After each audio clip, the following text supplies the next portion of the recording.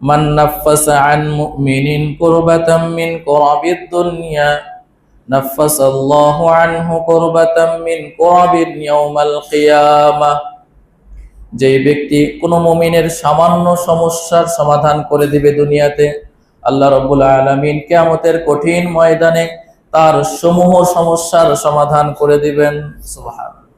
কিয়ামতের সমস্যা, দুনিয়ার সমস্যা মোকাবেলা করা সম্ভব?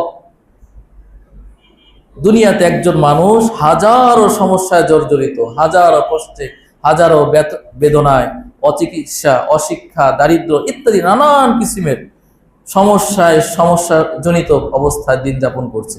ওই ব্যক্তিকে যখন জান্নাতে একবার প্রবেশ করানো হবে, দুনিয়ার সকল কষ্ট ভুলে যাবে।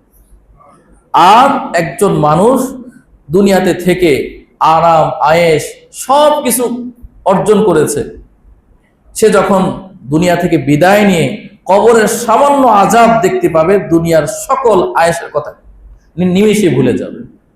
এই হলো দুনিয়ার কষ্ট আর পরকালের কষ্টের পার্থক্য।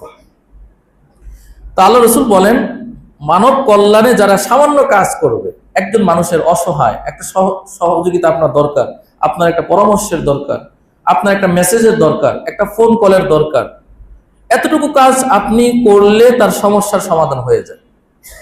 হয় কিনা? এমন মানুষ আছে না? আছে। আমরা সবাই সমস্যার সম্মুখীন। আপনি আমার কাছে মুহতাজ, আপনার কাছে আমি মুহতাজ। এভাবে দুনিয়াটা আল্লাহ সাজিয়েছেন। এই সমস্যার সমাধান আপনি করবেন, কিয়ামতের ময়দানে আল্লাহ তাআলা আপনার সমস্যাগুলো দূর করে দেবেন।